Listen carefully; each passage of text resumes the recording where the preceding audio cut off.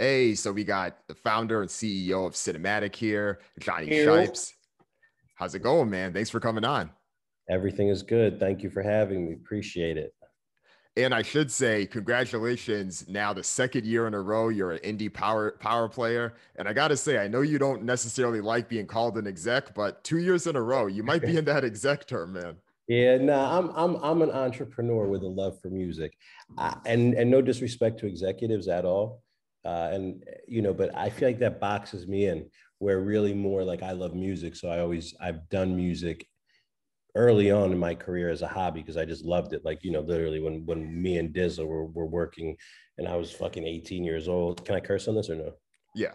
All right, cool. And I was just super young doing it. It was just for the love. And then as things, started to evolve and we would find artists, I would find artists, it became like a business. But I really do try to not use the word executive because I do think an executive is a little different than how I tend to run things or whatever. No shots towards any execs. There's great executives out there that do things I can't do. You know what I mean? And vice versa. Right. But I I'll hear take what it. you're I'll take saying. it. Yeah. 2 years exec, indie, power player. I'm with it. Whatever gets the job done. You've done a lot though. And one of the things I've like, last year I had both Hovain and Busy on here, was learning a My little bit more guys. about the business and yeah, but Mhm. they're killing it. And I was listening to an interview you had done recently. You've described this as the supreme of music. And I think that's just a dope way to explain what you're doing. But for the listeners, can you explain what that means and how you're bringing that to life? Yeah, well, Supreme, it's my favorite brand as far as just streetwear goes. And I think they've just been incredible at having a long lasting career uh, and impact on the culture. And not really career because it's a brand. So it's not really that it would be their career. But they have just they don't really ever do anything that they don't want to do. They march to their own beat, and they just put out dope shit. So for me, with cinematic, when I look at like my history of artists, I like to think that the bar is very high, and I might not have discovered the biggest artist yet, ever in my career because I could, you just never know when that's going to happen. But when you look back on some of the artists that I've been able to be lucky enough to work with and discover, they're very high level. It sets the bar for music in general, whether you want to talk about DZA or Nipsey or Joey or Crit. Yeah, I could go on, but like I tend to just really try to do stuff I love and don't compromise. You know what I mean? And I think that kind of is what Supreme does as well. So, when I think of music, I don't necessarily want to be Def Jam. I don't want to be Interscope. I respect and look up to all those brands, but I really I think we're more than that because we're different than that because we're very like for the culture from the culture. You know what I mean? And I think that's kind of like Supreme. Right. And just an example of that, on your YouTube cinematic TV, you have Moneybag Yo doing art while he's Yeah, smoking up. And that's just yeah, not yeah. something you would see on High Interscope art. or Def Yeah, Jam. yeah, Right. yeah. And what's funny is now like a lot of people. My bad, yo, Combs, will you just close that window just because it's gonna get loud? Sorry. A lot of labels now are trying to copy the formula of what cinematic TV is. Like a few people have told me that other labels have been in like meetings and they've been like, look at cinematic TV. They're doing all this stuff because like that content technically doesn't benefit cinematic the record label because it's a Moneybag Yo piece, so but it benefits Moneybag Yo whatever label he's signed to, right? Because we're doing a dope piece of content for him. But to the point of just loving what we do and really doing this for, not to sound cliche, the culture and for what we and when I say we, it's me, it's Busy, it's Hove, it's Adam, it's everybody at the company that works as a team. We are doing this because we love it and enjoy it. So yeah, the high art piece with Moneybag Yo was just dope, and we've cinematic TV started like so long ago, was basically, if you really look at the early videos, we're talking like 2007 when YouTube first like was really starting to pop up and stuff and things were going viral or whatever. I was just running around with like a little handheld camera. And like, if you look back at like the old Nip stuff or like when Nipsey and Wiz and Currency first met in that studio session, that was just me on my camera, like shooting because I was just enjoying myself. It wasn't like anything super like deeply thought out. You know what I mean? It was just like, okay, this is what I'm doing in my life. I'm going to give it to the world this way. And then like 2 years ago, I said to myself, I was like, now I'm in a position to do content differently than I used to with like a whole team and like, and I just like relaunch cinematic TV. And that's kind of where we're at now. We do that cooking show, Follow My Recipe. And I think High Art is going to be pretty cool. And, I own the Smokers Club too. So like we're able to like cross promote the brands and stuff and just one hand washing the other type of thing. Yeah, no, that makes sense. And I think that even though an artist like Moneybagg Yo isn't signed to you all, even though it may not help your direct label, it still helps the overall brand, right? You're Yeah, able yeah, to yeah. create the platform. Absolutely. Definitely, definitely, definitely. And I think that it's just cool to be able to like, again, like that's why like I don't ever want to be boxed into anything. I just want to do stuff that I love, you know what I mean? Which is how I've made my whole career. You know what I mean? I've never, in my opinion, compromised. I can't really think any times where I've like said to myself, all right, I'll work with this artist because it's going to make me money. If I don't like something, I don't want to do it, I'm not going to do it, even when I was broke, so like to the point of that, it was like, yeah, how dope would this be? Like it's going to benefit us just by the cinematic, name and cinematic TV, cinematic records, whatever.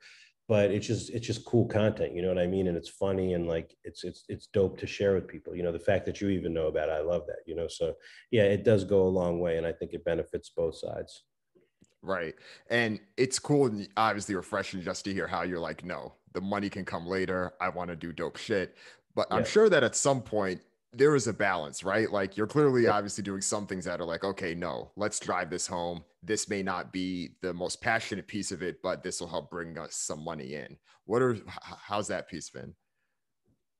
I don't know. I honestly don't know that I do that. I guess the compromise on that side would be management, because I'm not I came up managing to a degree, and I really stopped managing a couple of years ago, just because it's a very, very hard job. You know what I mean? It's in my opinion not really where I want to spend my time, especially on the music side. Like, I managed Druski, but that's a whole different thing we'll get into in a sec. That's comedy. It's what I love most, more than anything. My whole life I've always wanted to do comedy and be involved with it, so I don't even look at that as like, management, if you will.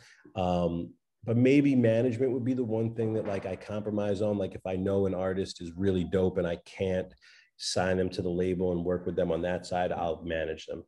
But other than that, I don't really look at things like, I wouldn't look at an artist. I can't think of one artist where I've been like, oh, they have a hit record, and I don't believe in them as a real artist, and I go and sign them. I don't chase like whatever the newest trend is and stuff like that, just because I find that if I did that, I start to get lost on where I come from, and what I'm best at is finding artists at like ground zero. They might not even have music recorded. I might have heard them freestyling on the corner and been like, yo, that's the dude right there. I need to work with him.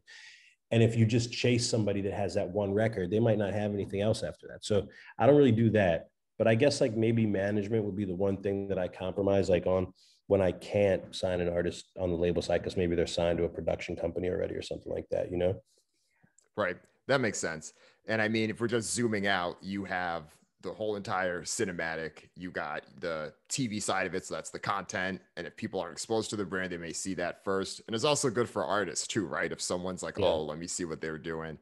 You got the management side. Like you said, if you can't sign them to a full deal, you got that. And then obviously you got the record label. And if you have that, that's where I assume the deepest connections and the relationships can come through. Yeah, yeah. Like, Hovain runs the management company with Fame, and they're incredible. When I have to step in on stuff, if they need my help, or if there's an artist that I am working on with them, then I do. But really, Hove and Fame manage that side of the company.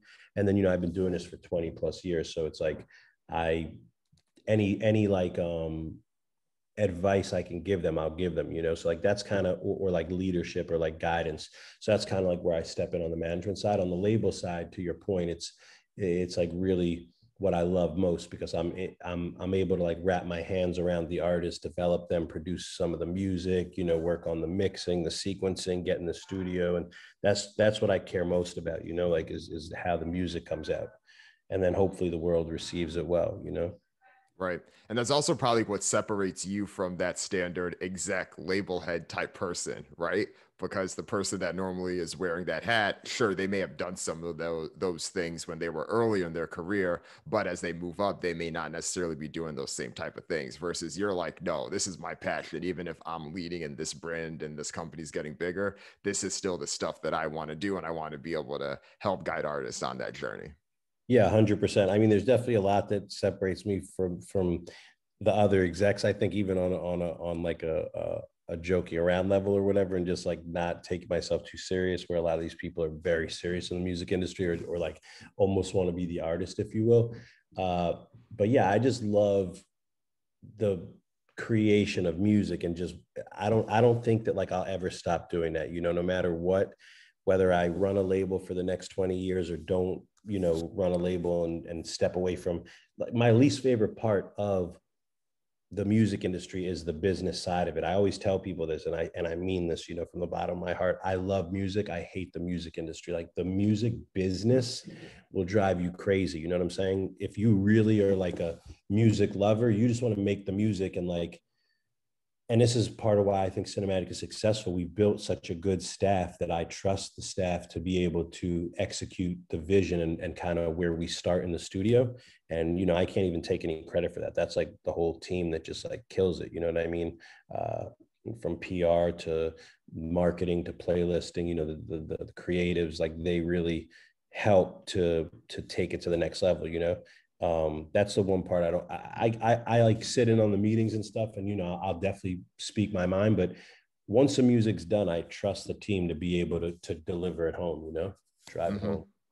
What do you think it is about the business side of the industry that makes it so frustrating to work with? There's so much. I mean, clearances, uh trying to get release dates when other people have their albums coming, dealing with egos of other label owners or managers. You know what I mean? Like, a lot of people don't come from the same mental space as me and others. You know what I mean? I'm not saying I'm the only person that does this out of the love. I think a lot of people do start uh, doing music or whatever they are passionate about, a photographer, based on love, but then you get big and your head goes crazy, and you start to forget where you came from and shit like that. Anybody that knows me is going to be like, yo, Shipes is literally the same person he was when he was like 10 years old till now. You know what I mean? So like, it's just a lot of like fuck shit, if you will. It's a lot of like, I always tell people like 95% of the people I've met in the music industry are just like either creeps or just not really people I would hang out with outside of like the music industry. You know what I mean? I'm just being real with you. So it's like, yeah, that's kind of like that's my answer for that. I don't know. I'm just very honest. Like, I hope I'm not offending you or anybody, but yeah, I don't really fuck with the music industry. I'm not at the parties. I'm not at the events. I just do my thing. I make good music. I try to put out great artists, and then I go and work on the Smokers Club or eat donuts or play with my fucking animals or some shit. I hear you, man. And I respect that. I respect that. And I think Appreciate part of the reason you've been successful too is that you're offering something different from what a lot of those other folks are offering too. Like, it. you're giving the artist an opportunity, but you're also not trying to, gouge them or take everything away from No, them, never, you know. never. So I for want yeah, for the artists. folks listening, like how do you normally structure, what you would offer someone on the label side? I mean, I try to, when it's an independent deal, I started at 50-50, where we're straight partners across the board, and that gives the artist an opportunity to build their independent catalog with me and also re-up with me. So like, what I tell every artist is, look, we can start at a 50-50. I might not be giving you the biggest bag up front, or sometimes when an artist has a big bidding war and I love the artist that much, I will give a big advance up front, but as an indie, you start at like a 50-50 true across the board. Obviously not 50% of management. I usually don't even take that piece of it on like an ancillary, no 360 deals. And then what happens is, like, let's just say an artist blows up like Young and Ace or Jay the Youngin, or, any one of the artists I had back in the day. Although this formula that I'm talking about has become my formula more recently, because I've been more, understanding of how the business works, versus like back in the day, me and Nipsey we started at indie, but then we wound up at Epic. or Crit, where we started indie and wound up at Def Jam. You know, I regret all those moves. I think if I knew what I knew now, we would have always stayed independent. But it starts as a 50-50, and then an artist starts to blow up, and I'm able to say to them, hey, here's another 200K. Don't go to the majors yet. Now let's go into a 60-40, you know, my favor, or a 70-30 my favor, or a 65-35, whatever it is. But now I'm giving them more advances. And what happens is, you know, when they do eventually, either they can, you know, a lot of artists do stay with me long term. Some stay with me for 5 or 6 mixtapes, or like, you know, 2 indie albums, and then go to the majors and are put into royalty-based deals. But all their back catalog is left with me, where we're actually splitting true money, you know? So that's the difference. And that's what I pride myself on, is like trying to show.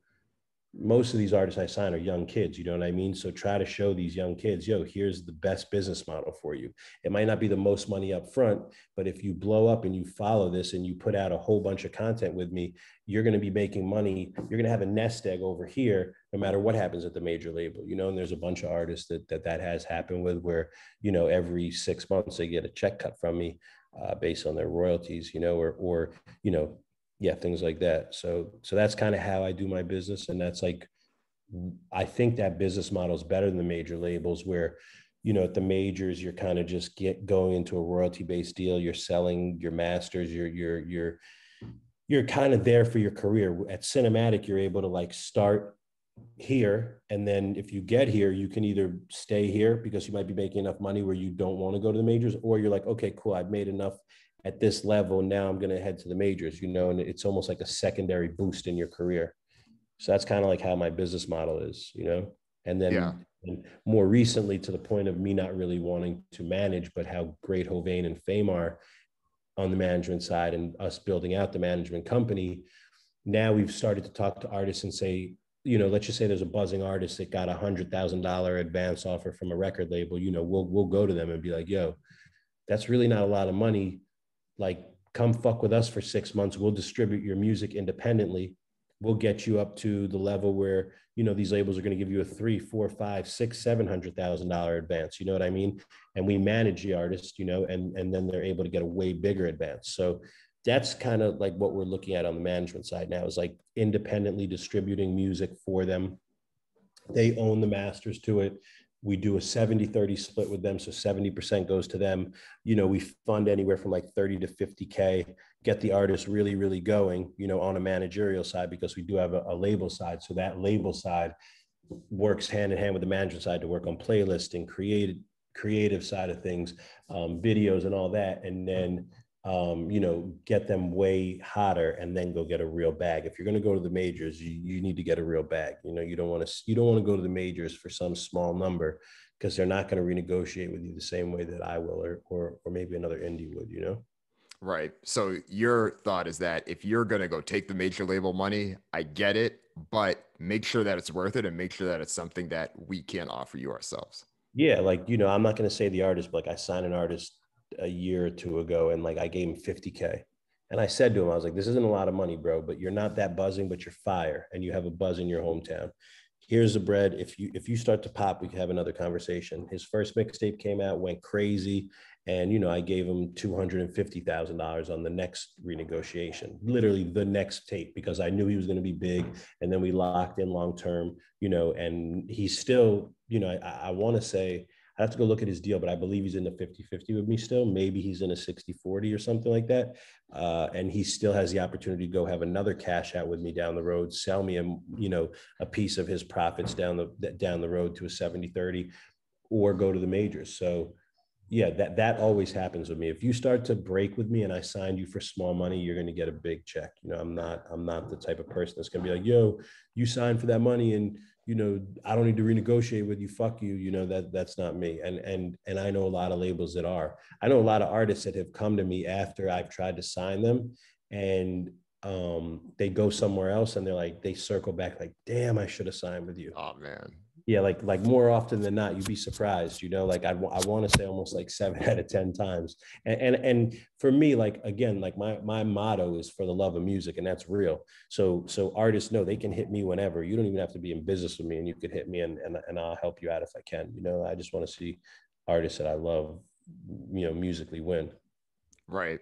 And earlier you had mentioned the deals with Nipsey and Crit, and you were saying if you could go back, you probably wouldn't have wanted to do those. I would assume that those wouldn't have been for the level of money that would have made it worthwhile for them to have done those jumps at that time, right? Um, I don't even, and I'm not fronting. I'm a very straightforward person. I don't remember the exact deals that each of them did, like what type of money they got up front. But I do know both of them had crazy buzzes going into their deals. So I'm sure they definitely got six figures each. But like both of them were way better off being independent artists than major label artists. If you look at Crit, we were on fire when we dropped Crit Was Here. You know what I mean? We went to Def Jam and it wasn't even just Crit Was Here. Crit Was Here, and every mixtape he put out after that, Return of Forever, Forever in a Day. I'm missing one off the top of my head. But he was on fire, and Def Jam just didn't know what to do with him. You know, like they just didn't. And like, if we would have been independent, and I would have been in a different space in my life where I had this big staff that I have now, Crit, on my end at least, I would have never recommended him to go to a major, because I don't think majors are right for every artist. You know, you have to, major labels are great when you have a big hit record, you know what I mean, and you need to get, you know, pushed to the next level. And in this day and age, TikTok and fucking playlisting and all that. And Nipsey was the hottest artist, literally, you know, it was Nipsey and Drake. Nipsey had come out before Drake, because I remember Drake giving us the feed. No, I'm sorry. They were coming out at the same time. If you go back and look, I think when he did the Killer record, it was Drake's, like right after Drake dropped, what was it? Come Home With Me. What was the name of that first? Comeback Season? No, Drake had dropped that first album that he ever came back. It was like the balloon, and it was like all the letters. I forget what the name of it. So Far Gone. Yeah. Was it So Far Gone? Maybe I'm spacing right now, but either way, you know, Nip was on fire. Like, you know, he had the verse from Drake for the song Killers, and we were just booming. And, you know, we went to the majors because I had my major label deal there based on the success of Sean Kingston. And when I tell you that was a nightmare, you know, and when I left Epic, I made sure Nip was able to leave Epic at the same time. And we kind of just went our own ways. Obviously, always stayed family, but that was just a bad experience, you know, like, after Nipsey and Crit, I said I would never deal with the majors again. And I do have a joint venture at Interscope Geffen now, and I'm very happy there on the major label side of things. But 90% of our business is independent still. And from Joey Badass on, it's always been independent. Like when I found Joey, I said I'm not going to the majors. You know, me and Joey had a conversation. He wanted to stay indie, so we were on the same page there, and we both taught each other a lot and like learned the independent game, and it worked out well, you know. And then eventually Joey wanted to go to the majors, so he's at Columbia now, you know. Yeah, that makes sense. And obviously, I mean, the dude was just in a movie that won an Oscar, so you know, he's been blowing up. Shout out Joey. Yep. Yeah.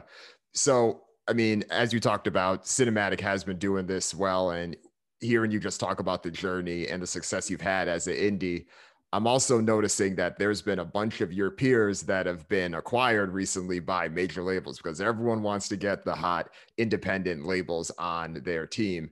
I'm sure that they're reaching out to you all the time, trying to see what they could do. And I'm also sure, on the other hand, that you're like, no, I don't want anything to do with them. I'm not doing that, especially where my head is at now. Like, less is more for me at this point. You know, I just turned 41, so I'm on my way to being an old man. So, you know, as I'm like, you know, just really fully, in my opinion, in my prime, I think I have my next like 15, 20 years to be doing this. I'm very selective with what I'll be doing at the majors versus the indie level, you know, and I want the freedom to be able to just kind of move to my own drum versus like, you know, my own beat or whatever you want to say, versus like, you know, the majors, which are slower in nature on how they move and stuff like that. So yeah, cinematic will never go fully major label. I'll always start independent. And then here, you know, I want what's best for the artist. Because at the end of the day, it's a partnership. And I don't ever want an artist to hate me. I don't ever want an artist to look at me like I did some fuck shit to them or anything that would be like, you know, just ruin the legacy that I built for myself. So, you know, the artist is always in control. If the artist comes to me tomorrow, any artist, I'm ready to be upstreamed, I'm ready to go. Cool. That's the combo we're going to have, and we're going to get it done. It might take a little bit, you know, and the deal has to be right for everybody, but I'm not holding anybody back. I'm not here to do that. So they'll always be the major label side. And I think they're definitely a necessity, you know, when you have a big record or things like that. But I definitely will always start as an indie and then, you know, go there if I need to. Right.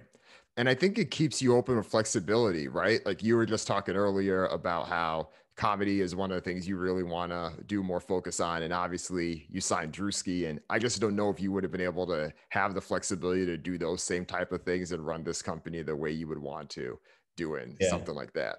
Yeah, no, it's true. And even just like, you know, like, yeah, just even my, I think, personality versus others, I don't know that that would fit into necessarily the major label scheme or structure of things. You know what I mean? I don't really have the desire to be like uh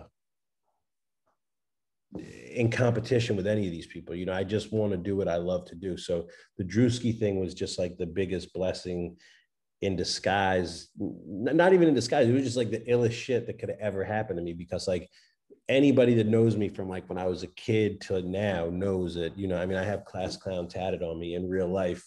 They gave me class clown in high school. They didn't give me most likely to succeed or any of that shit. And I was a good athlete. They didn't even give me best athlete, those motherfuckers.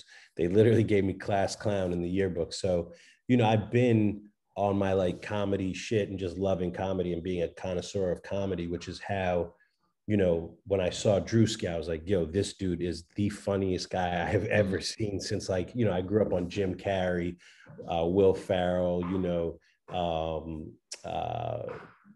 Danny McBride, I love, Kevin Hart, obviously, Dave Chappelle, you know, so seeing him was just like Seth Rogen too, you know what I mean? Like, I was just like, yo, this guy is incredible.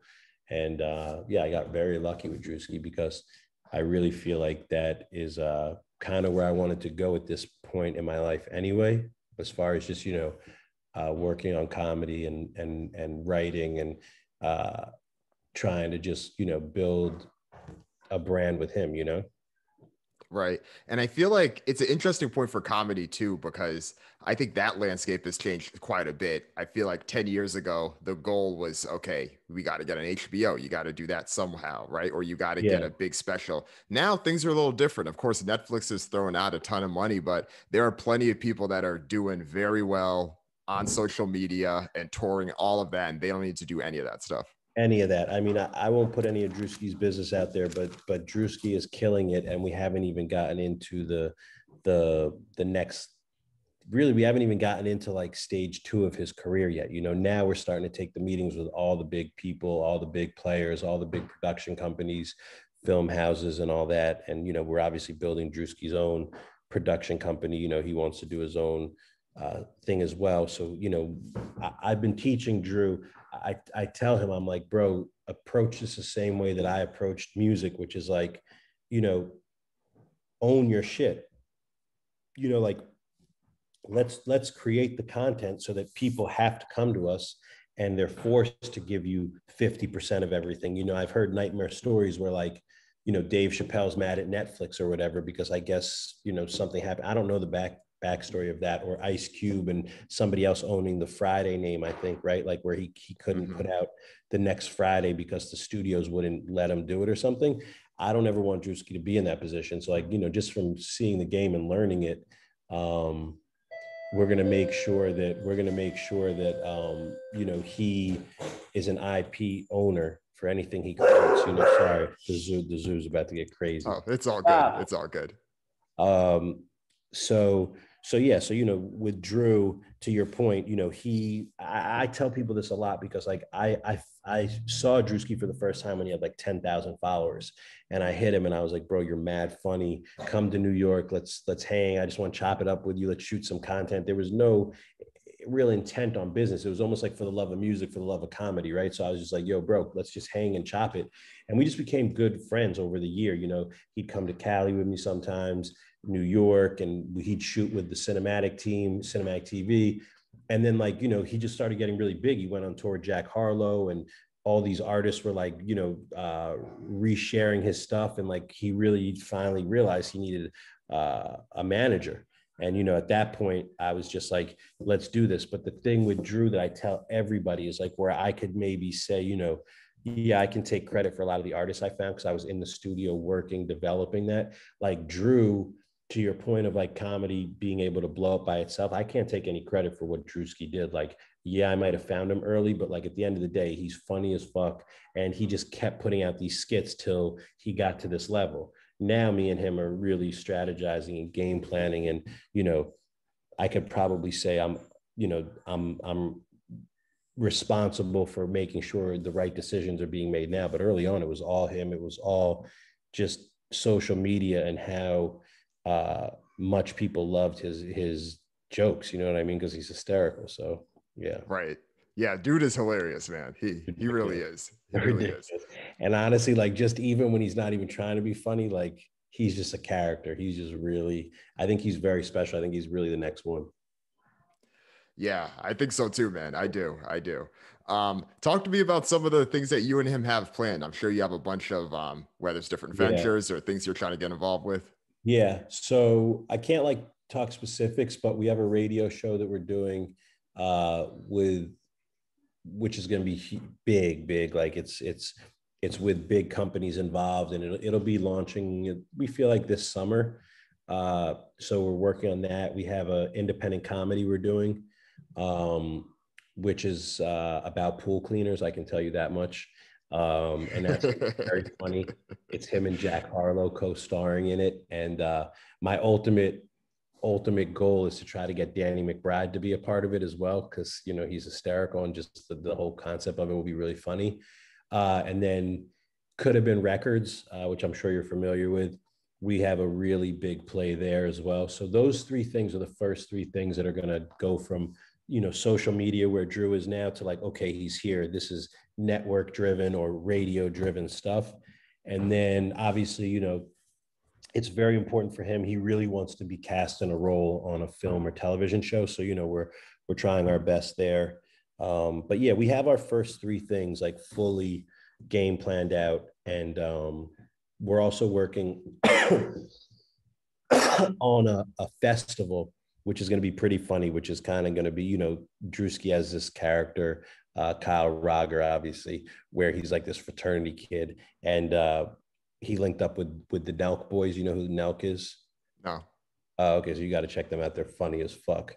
But we're working on something with them too. So like, you know, just kind of bringing Druski to his fans, to his audience, not just being on social media and stuff. But I can't really get too deep into them. But we got some really cool shit planned, and it all looks like it's panning out, which is great, you know. That's dope. That's dope. Yeah, I feel like that Mountain Dew spot was like, I think, big just from an exposure perspective. Yeah, right? yeah, definitely. He has something coming out really soon with another big brand that's funny for the playoffs. So yeah, that'll be coming out pretty soon. Nice. Love it, man. And I mean, so much of this is relevant for you too, because your brand is also active. I mean, I know you're doing the pizza and you're just doing a bunch of different things. Can you talk a little bit about some of the ways that you've been positioning yourself as a creator? Yeah, I don't know. Pizza, do you mean donuts, or I don't know what pizza thing? Oh, I was talking about you have the Munchies network where you've been doing a few of the Sorry, I just didn't know what you were saying.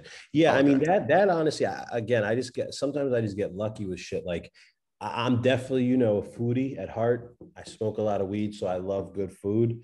And one of my homegirls, her name's Virginia. She worked at Vice. She still works at Vice, and she had hit me and was just like, "Yo, we think you'd be dope on a Munchies late night episode." I was like, "All right, let's do it. Fuck it." Like, you know, and I did one, and it like really blew up. It was one of their better ones that they had in the last few years, and the comments were really good, and everybody was like, "Yo, this dude should have his own show on Munchies or whatever." So we started doing a couple of them, and the feedback was really good. And then COVID hit, so you know, I don't know if we'll continue it or not, but I do definitely see myself doing something in the food space, entertainment wise. Like I found myself like after all that Munchie stuff happened, I just found myself like diving into like, you know, Guy Fieri. Is that how you say his name? Guy Fieri. Guy Fieri, sorry. Yeah. Yeah. And now I feel like I'm a Guy Fieri stand correcting someone else on how to You pronounce are on his the name. low, don't lie. No, and then, you know, Gordon Ramsay's a fucking legend. Like that dude's out of his, you know, just crazy. So like I started watching a lot of that, you know, and I found that like, you know, I do really have a passion for food and being on camera, I don't know where that'll take me. It's not like my top priority because I have a lot on my plate, but, again, to the point of like loving what I do and finding it important to do stuff that you love for a living.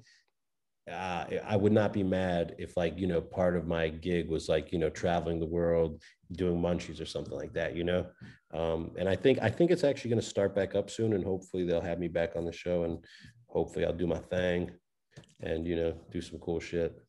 Nice.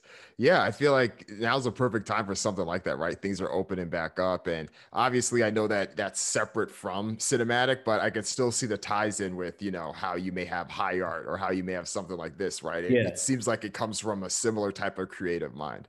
Yeah, nah, the show Follow My Recipe, like I came up with that idea, and it was just kind of like, yo, if I can cook, right? And like I'm not a great cook, but like I have these recipes, I bet artists do too, and that like took off, like it exploded, it went viral a bunch of times. So yeah, I mean, like, I've always been an ideas guy, and like food is just a cool space to be in because I love it. Again, I'm not gonna do anything I don't like. That's like when, excuse me, I just ate 3 fucking burgers from Smash, so I'm a little Oh, got a little man. indigestion, but not like, that's why, like, it made so much sense for me to go partner on that donut shop because like I like donuts. It's like almost like stoner food, if you will. So it was like, all right, this makes sense. I don't want to do anything that doesn't make sense for me. I don't think that's the way you'll really enjoy your life.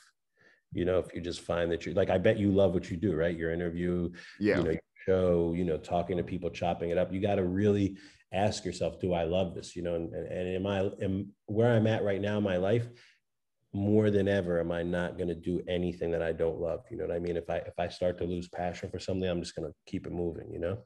Right. That's dope, man. That's dope. Is Appreciate there it. anything that you haven't done yet that you really want to get involved with or do more in?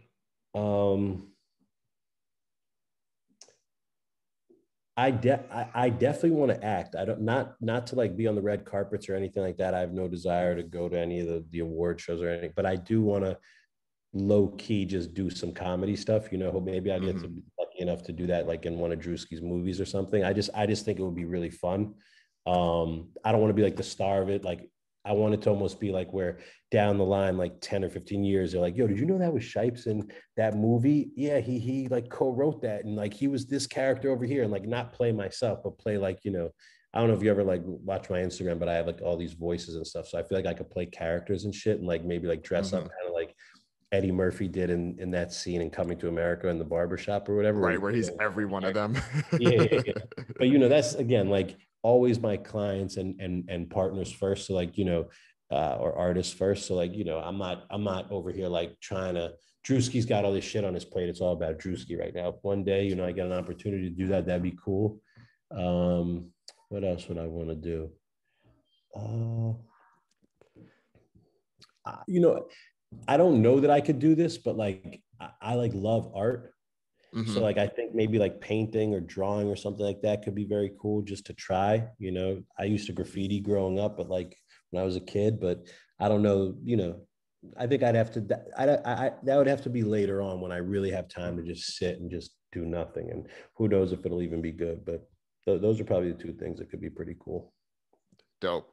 That makes sense, man. I feel like the stuff you're already doing, I feel like is an extension of so much of this, right? Whether it's the donut shop or how you're already doing things in food or even the smokers club too. I mean, I think that that is just a natural extension of what you're doing. And I think in a lot of ways, you're kind of like living that dream of like, okay, I know the lane that I want to be in. And I think the reason that I don't want to say some of your other peers that are running independent labels or some of the reason that they might take bigger deals is because there's still kind of this like grass is greener vibe that may drive them. And you're a bit more like, Yeah. no, like this is my thing. Like these are the things I want to do. I'm interested in some other stuff outside of this music stuff. I Yeah. still love music, but I want to have my hands in all these different things. Yeah, like, as an entrepreneur, that's definitely how I've always been, and I would say I spend like 80% of my time on music. You know what I mean? Like Smokers Club has a whole separate staff. Clearly I'm heavily involved over there, but it's not like I'm, every single day running the Smokers Club. I play my part as one of the founders over there.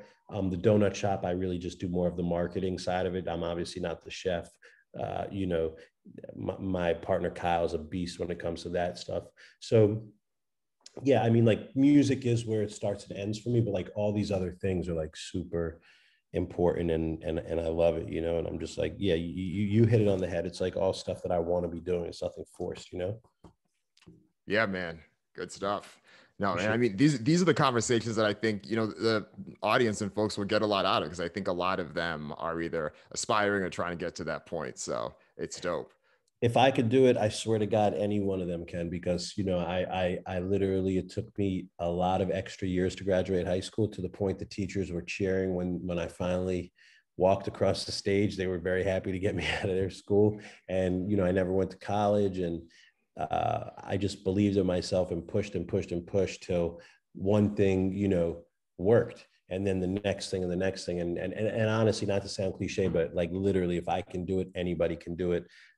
You just got to believe in yourself. And when no one else does, when you're at your like brokest and you don't have money to get on the train, you know, you either get to work that day or you eat. Like that was literally when I used to intern for Puff. Like I either had money to eat that day, or I'd have to walk to work from Soho, where I was living at the time, you know, so I could eat that day, because I didn't have money for both, and then go to the studio that night with DZA to try to work on whatever we were working on. Yeah, so you just got to believe in yourself and just push, and you could really do it. You know what I mean? The entrepreneurs that really make it, a lot of them didn't go to school.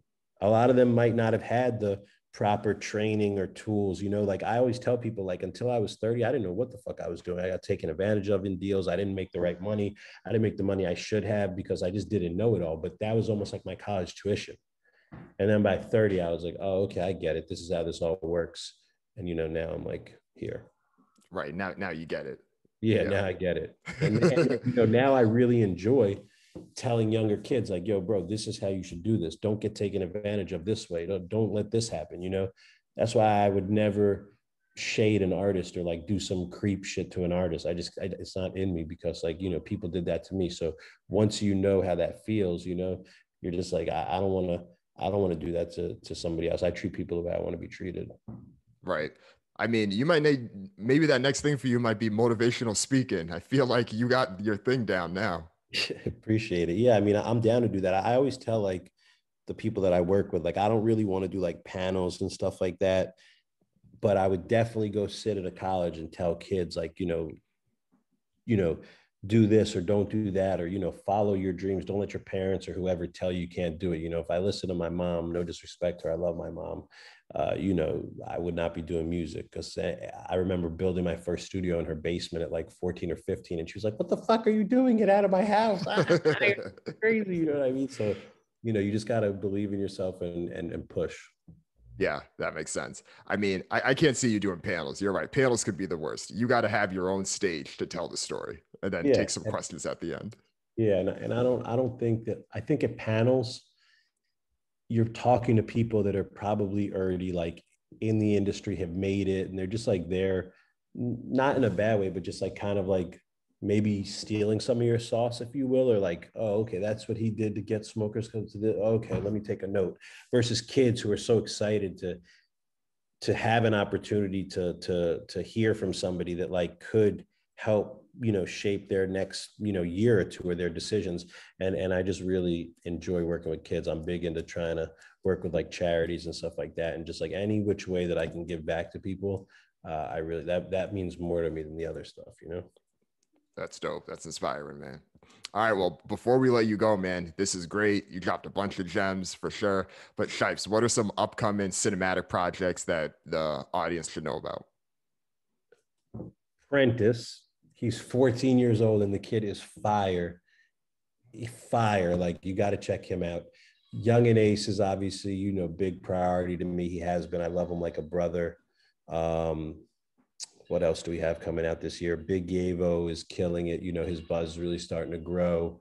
obviously, Lil Kel, who like, is he came out of the gate. His first 3 records were double platinum, gold. So, Kel, we're looking for the next hit. I actually have a whiteboard up in my living room of all my priorities. New Ski, Paris, Little Soldier, there's a bunch of dope shit. DZA, obviously, but DZA's a legend, so it's not really up and coming. There's a young kid rhyming. I just, out of Nashville, there's a lot of cool stuff, not all hip hop, a lot of hip hop, Ola Runt is locked up right now. Unfortunately, so is Queso, but, I was very excited about both of them. I still am. And just a lot of dope shit. Good stuff, man. Yeah. Shipes, congrats again on making the Billboard Power list, man. And thanks for coming through. This is dope. Yeah, I really appreciate it, Dan. Thanks for having me.